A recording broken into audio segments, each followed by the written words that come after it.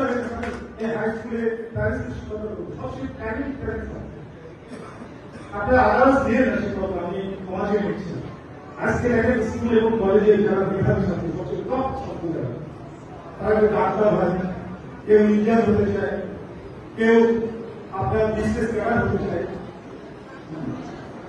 একদম টপ ক্লাসে যারা স্টুডেন্ট তারা কিন্তু এসব হতে চায়, কিন্তু শিক্ষককে হতে চায়। শিক্ষক মানে কিছু মিডিল ক্লাসের যারা স্টুডেন্ট, সেকেন্ড ক্লাসের যারা স্টুডেন্ট, তারা শিক্ষকরা চলে আসে। টপ ক্লাসের যারা স্টুডেন্ট তারা আসতে চায়, বাবা মাও চলে আসে। বাবা মার সঙ্গে স্বপ্ন হচ্ছে ডাক্তার হও, তুমি ইঞ্জিনিয়ার হও, তুমি একজন বলা যায় আমাদের বিজনেস ক্যাডার হও। এই যে বাপমারা সবসময় ব্যস্ত, সারাদিন কাজ করে আমার একজন এখানে কমিশনার ছিলেন, আমি একটু কথা বললাম যে আপনার ছাত্রদের কি করবেন তবে রিপন আমি আমার বাচ্চাকে একটা ন্যাচারাল স্কুলে পড়াই,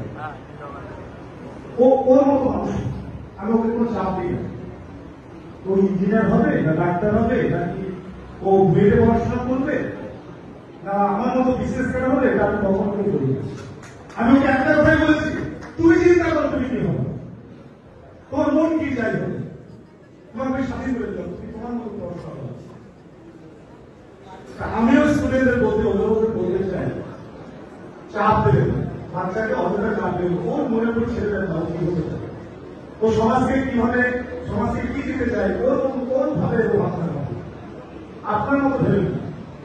আপনি একটা ভালো মানুষ তৈরি করেন, ভালো একটা ছাত্র তৈরি করে, স্টুডেন্ট তুমি মেধাবী ছাত্র তৈরি করেন। আমাদের কিন্তু শিক্ষার মধ্যে গণ্ডির মধ্যে থাকতে হবে। আমরা পুঁথিগত বিদ্যার মধ্যে আটকে যাচ্ছি। আমি কিন্তু পুঁথিগত বিদ্যার মেধাবীকে মেধাবী করি, পুঁথিগত বিদ্যার মধ্যে যারা ফার্স্ট হয় বা স্ট্যান্ড করে এদেরকে আমি মেধাবী করি।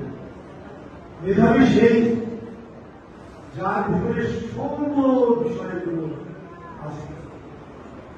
আপনি সামাজিক বলতে পারেন, আপনি বিজ্ঞান বলতে পারেন, আপনি অনেক সমাজের যেগুলো উপকৃত, যেগুলো বিষয় নিয়ে সমাজ উপকৃত হবে, সমাজকে আপনি বলতে পারবেন, সমাজকে দিতে পারবেন, সমাজের পাশে দাঁড়াতে পারবেন, এবং সমস্ত নলেজ থাকতে হবে পৃথিবীর সঙ্গে। সেইগুলো শুধু পুঁথিগত সারাদিন করলে কিভাবে বাহ্যিক বিষয়গুলো আপনি জানেন।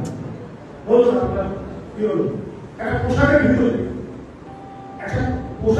আট থাকতে হবে, একটা চলার মতো আট থাকতে হবে, কথার মতো আট থাকতে হবে।